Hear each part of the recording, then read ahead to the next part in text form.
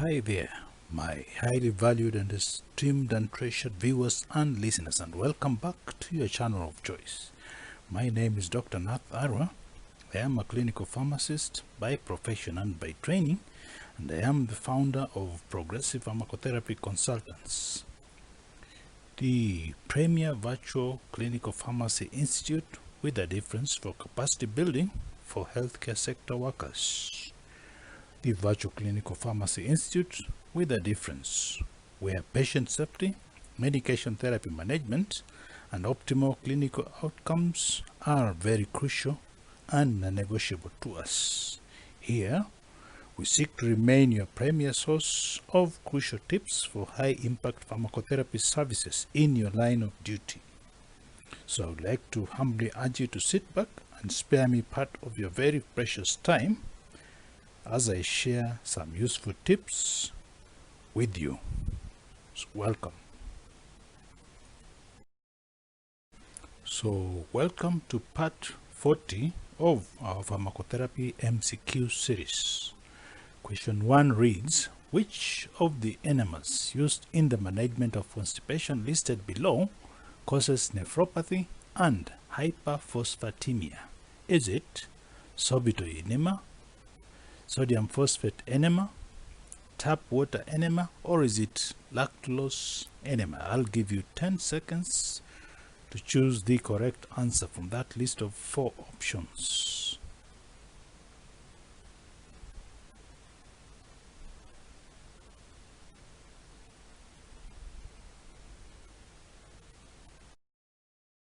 So in my opinion, sodium phosphate enema is the correct answer. Fleet enema, which is also called sodium phosphate enema, carries a black box warning for acute phosphate nephropathy due to high phosphate to calcium ratio and also due to calcium phosphate precipitation in the kidneys. Patients at risk of this adverse event include those above the age of 55 years, those with pre-existing renal dysfunction or bowel obstruction, those with active colitis, dehydrated patients, and those using medications that affect renal perfusion or function, such as the ACE inhibitors, angiotensin converting enzyme inhibitors to be precise, and even those using the NSAIDs. Now, lactose enema, which is alternative D, has been associated with gastrointestinal distension and discomfort, but it hasn't been associated with any form of hyperphosphatemia at all. Now, sorbitol enema, which is alternative A, has been associated with ischemic colitis, partially when conformulated with the activated charcoal, medicinal charcoal, and it isn't associated with any hyperphosphatemia at all. Alternative C, which is a tap water enema, when used extensively can result in hyponatremia, which by extension leads to seizures and may end up in death.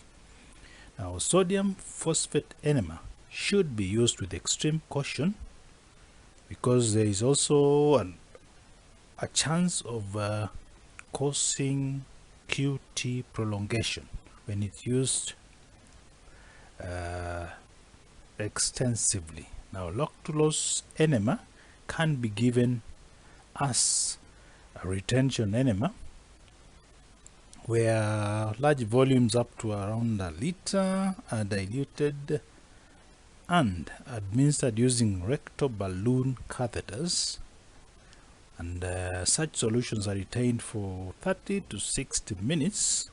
And always ensure that the patient is lying in the left lateral position in order to maximize anatomic distribution of the enema through the large intestines for better efficacy. That's just a by the way. Let's proceed to the next slide. HPB, a 71-year-old male patient, presents to the clinic with a chief complaint of increasing straining during defecation, hard stools, and even a decreased frequency of defecation.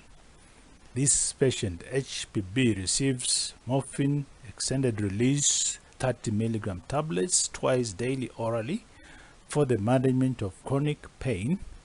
And for breakthrough pain, he uses the immediate release morphine at a dose of 5 milligrams pro rata up to 4 times daily. He takes 2 to 3 of his PRN opioids daily. Now, this gentleman, HPB, wants relief for the opioid-induced constipation he is experiencing now. And he tells the attending physician he saw a medication advertised on the television for a similar condition to his, but he isn't sure if this medication is affordable. So my question to you is, which of the recommendations below would suit HPB the most?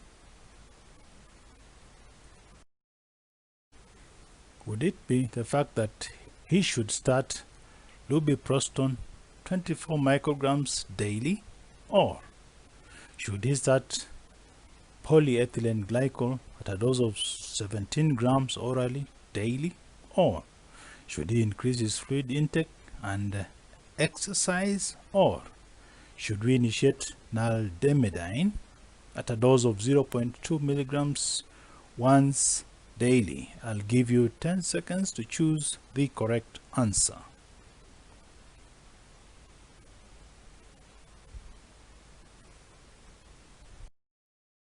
In my opinion, B is the correct answer. I would consider starting polyethylene glycol at a dose of 17 grams orally daily.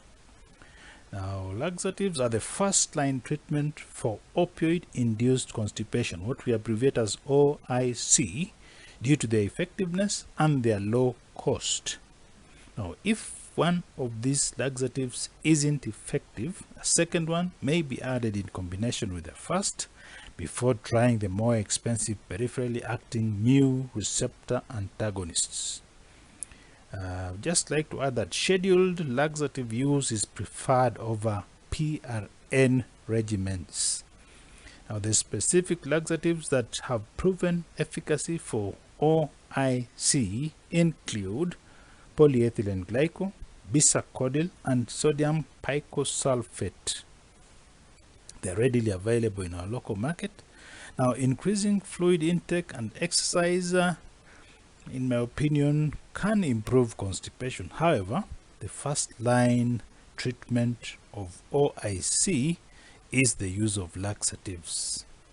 Now, Lubiprostone is an intestinal secretagogue which stimulates the chloride channels in the intestines, to be specific, and there is limited evidence to support the use of this agent in OIC. Now, alternative D, nalmefene, is a peripherally acting mu receptor antagonist which is approved for the treatment of OIC. Now, there is high quality evidence to support its use in OIC, and it's often limited by its high cost. We don't use it widely because it's expensive, beyond the reach of most patients. Now, peripherally acting mu receptor antagonists are typically reserved for individuals who do not respond to combination laxative therapy. Then I'd just like to add that naloxegol, which is marketed as Movatnik, is a peripherally acting opioid antagonist that is used for the treatment of OIC as well. Let's move to the next slide, please. And the question reads, a 46-year-old patient seeks assistance at your gastroenterology clinic due to constipation. He has no significant past medical history, and he isn't taking any prescription medicines at the moment. My question to you is, which of the alternatives listed below would best manage this patient's constipation? Would you consider dietary modification alongside lubiprostone and polyethylene glycol 3350? Or would you consider fiber supplementation, polyethylene glycol 3350 and bisacodyl? Or would you consider an opioid antagonist, stimulant, laxative, and dietary modifications? Or would you consider polyethylene glycol 3350 together with the dietary modification and fiber supplementation? I'll give you 10 seconds to choose the correct answer.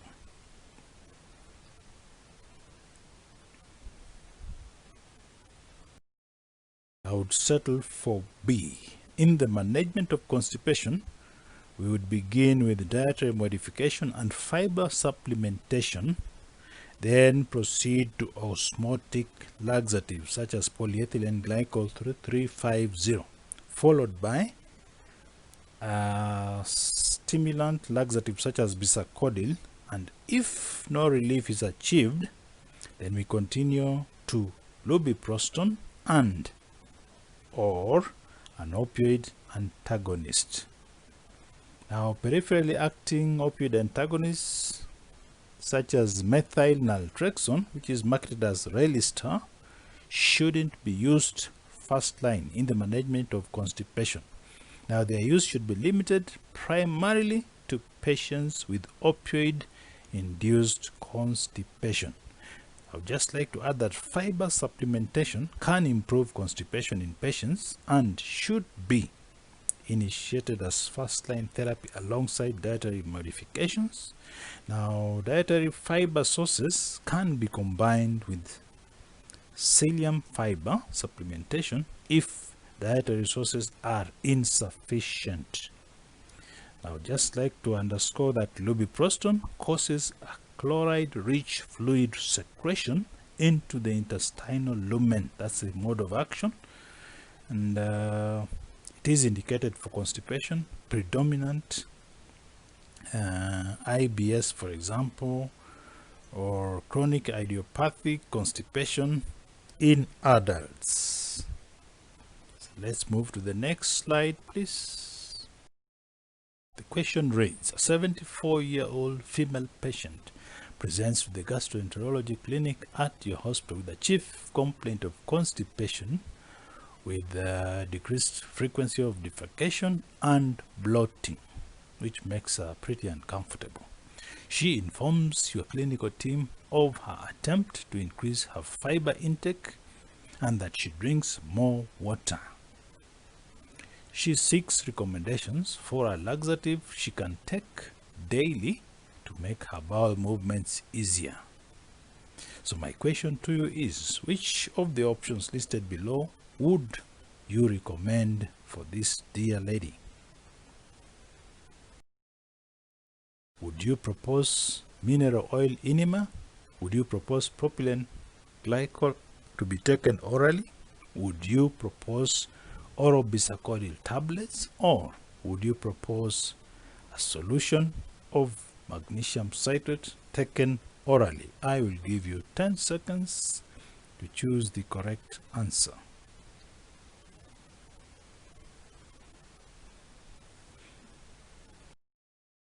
B is the correct answer. Now, polyethylene glycol is an osmotic laxative which increases the amount of water in the lumen of the intestines. It is safe and effective in the older patients, in the geriatric population, for example. It is preferred in the older patients after behavioral changes such as fiber and water intake. Sorry. And it can be used daily to prevent chronic constipation. Now, I would like to add that enemas or suppositories can be used for fecal impaction or in patients who can't take oral formulations. And the mineral oil enemas, alternative A to be precise, are safe and effective in older patients. However, they may cause local adverse effects such as irritation or soreness, and therefore may not be ideal for use in a patient like this one.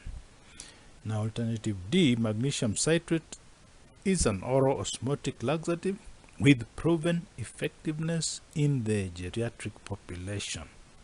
Now, its long-term use isn't recommended as it may cause magnesium toxicity, it may result in ileus, and it may eventually worsen these geriatric patients' constipation. So I would not opt for it long-term. Now, bisacodyl is a stimulant laxative that promotes intestinal motility and fluid secretion into the bowels. Now, long-term use of stimulants such as this one may cause adverse effects, so daily use, in my opinion, isn't recommended unless fiber and osmotic laxatives have failed to work in such a patient. Now, constipation should be first treated with behavioral or non-pharmacologic treatments and fiber, followed by osmotic laxatives and or stool softeners. I would opt for that approach in that order. Now, stimulant laxatives are reserved for individuals who have failed these other therapies. Just as a by the way, to clarify why B would be our best bet in this particular case. Let's move to the next question, please.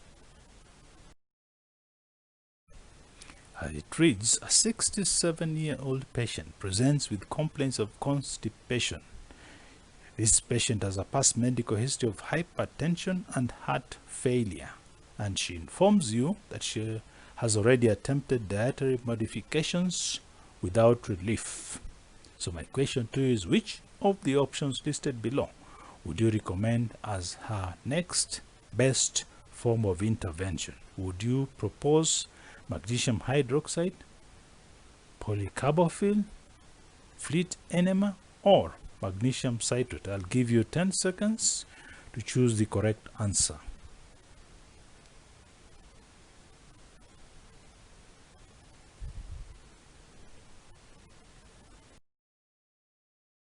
For polycarbophil, alternative B. Now, this is a hydrophilic non-absorbable product which absorbs 60 times its weight of water and can be used to treat both diarrhea and constipation. Now, for this patient, it's the best option since it won't cause increased volume retention. Remember, the patient has heart failure, and volume retention would just complicate matters. We do not want to have fluid overload. Now, magnesium salt cathartics shouldn't be used for patients such as this one before we have tried the osmotic laxatives. Now, particular caution should be taken with the use of saline cathartics for patients with a history of heart failure. Such agents could, in my opinion, precipitate heart failure decompensation due to the fact that magnesium and sodium retention could occur, and thus excess volume retention would ensue. Now, similar effects may be observed in patients with renal dysfunction. Now, while alternative C, fleet enema, is a reasonable option, I think it carries a risk in patients with heart failure and renal dysfunction, just like the other saline cathartics, so I would not opt for it either. Let's move to the next slide. The question reads, in which of the following clinical situations isn't dexamethasone indicated? Is it the treatment of nausea and vomiting, the prevention of anticipatory nausea and emesis, the prevention of acute nausea and vomiting, or the prevention of delayed nausea and vomiting? I'll give you 10 seconds to choose the correct answer.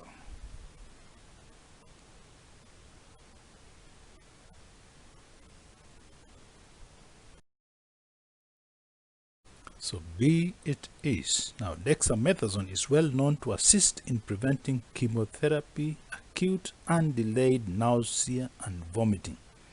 It can also be used to treat breakthrough nausea and vomiting. Now, I would like to emphasize that benzodiazepines rather than dexamethasone are used for anticipatory nausea and vomiting. So that makes answer B the correct option. Let's move to the next slide, please. And the question reads, which of the agents listed below can be administered to reduce extrapyramidal side effects of metoclopramide? Would it be promethazine, diphenhydramine, dexamethasone, or dronabinol? I'll give you 10 seconds to choose the correct answer.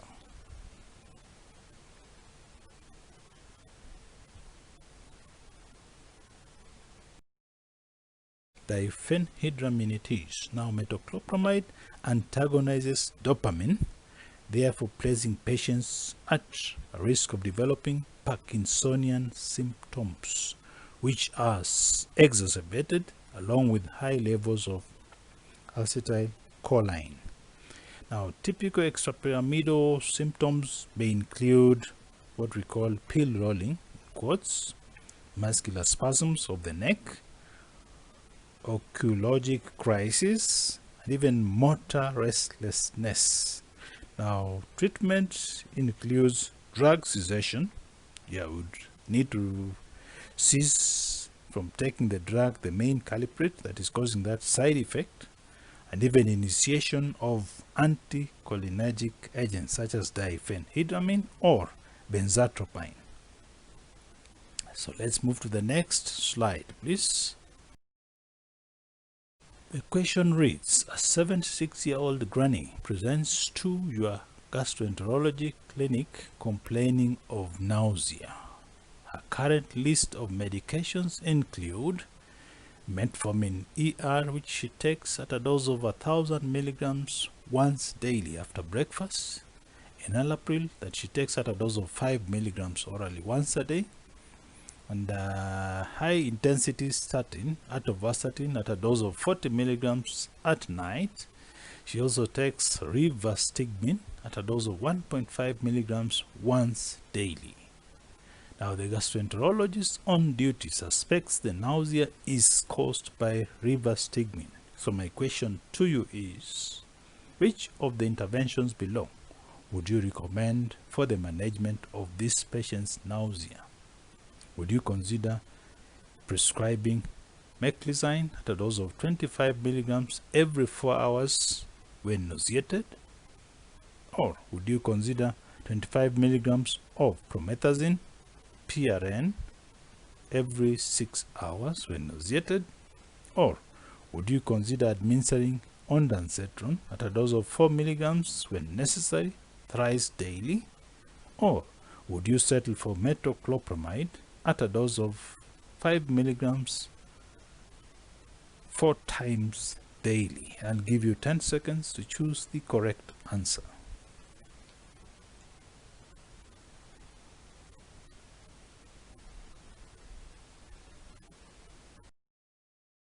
Would settle for 4 milligrams of ondansetron taken every 8 hours when nauseated. Now, ondansetron is a serotonin antagonist which is effective and well tolerated. It has no anticholinergic effects like the other 3 medications listed. And then I'd just like to add that promethazine is an anticholinergic agent used in nausea and vomiting, but it is in the BS criteria, if I remember well, because of its strong anticholinergic effects, which can cause increased adverse effects in the elderly, like this patient. Meclizine is an over-the-counter anticholinergic agent used in the management of nausea and nausea and vertigo. It also belongs to the BS criteria list because of its strong anticholinergic effects, and it can cause increased adverse effects in the geriatric population. It would be a bit unsafe. Now, metoclopramide, on the other hand, is a prokinetic agent used for nausea, especially related to gastroparesis. It also falls in the BS criteria list because of its increased risk of extrapyramidal side effects in the geriatric population, and its use should be limited to 12 weeks or less in this population. And I would fear co-administering it with rivastigmine because it would further increase the extrapyramidal side effects. So the best option there, in my opinion, would be C, ondansetron, at a dose of 4 milligrams orally thrice daily when nauseated. Let's move to the next question, please. The next question reads, your gastroenterologist on call is evaluating a 74-year-old granny for increased complaints of constipation and bloating. This granny states that she has been experiencing a decreased frequency and increased straining during defecation. She currently takes 10 milligrams of loratadine once daily, 20 milligrams of lisinopril once a day. She also takes 500 milligrams of calcium carbonate when necessary, and she informs you she takes approximately 16 of these tablets on a daily basis. Apart from that, she takes 10 milligrams of donepezil at bedtime. So my question to you is, which of the interventions below would best address this granny's constipation? Would it be the initiation of 5 milligrams of bisacodyl orally once a day? Or would you recommend discontinuation of the loratadine and initiation of diphenhydramine 50 milligrams at bedtime? Or would you discontinue donepezil and initiate memantine at a dose of 10 milligrams twice daily? Or would you discontinue calcium carbonate antacids and initiate famotidine 10 milligrams twice daily? I'll give you 10 seconds to choose the correct answer.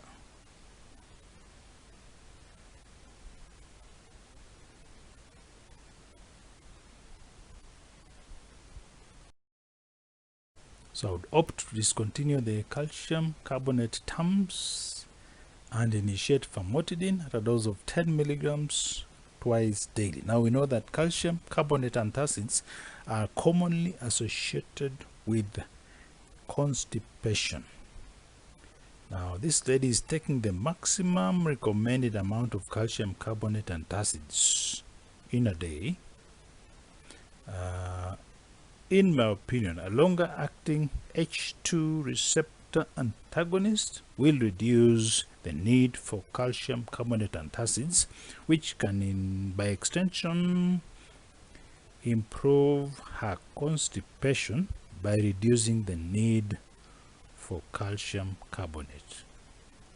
Now, diphenhydramine and loratadine are both antihistamines, and diphenhydramine has a more central anticholinergic effect, and it isn't recommended for the elderly population. We know that anticholinergics can worsen their constipation, so substituting diphenhydramine in the place of loratadine would just worsen this granny's constipation.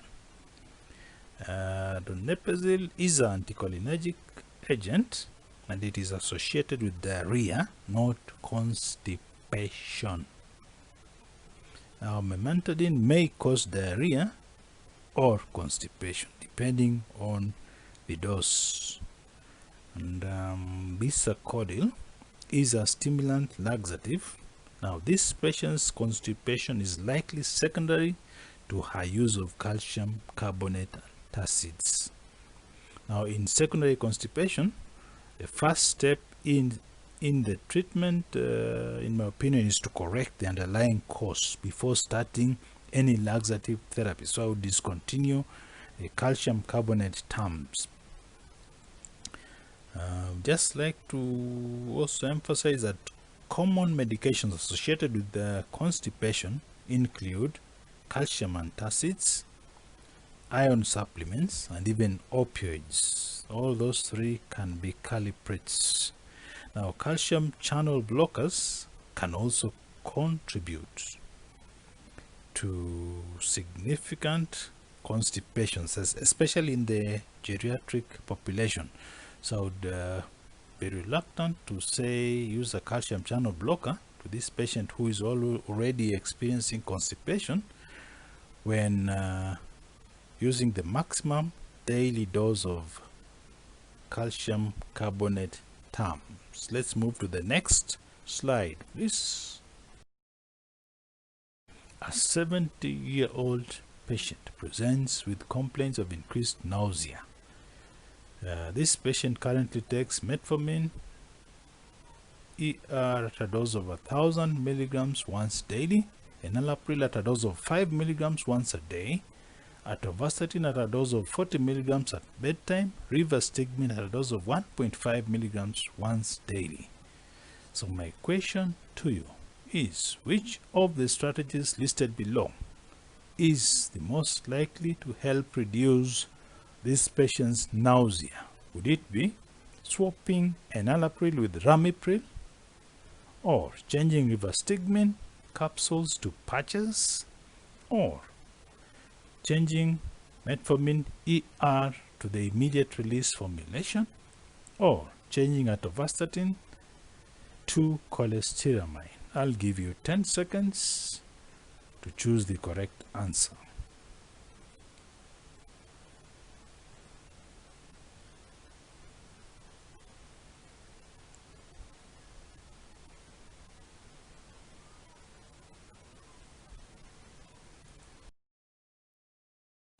I would opt for switching from rivastigmine capsules to the patches. Now, rivastigmine is a cholinergic agent associated with GI side effects such as nausea and vomiting. Now, nausea is reduced by using the patch formulation instead of the oral capsules. Now, metformin is associated with GI side effects such as nausea and vomiting, and these side effects are lessened by using the extended release form. So the ER form is better tolerated than the IR form. If you swapped from ER to IR, you would increase the incidences of nausea and vomiting.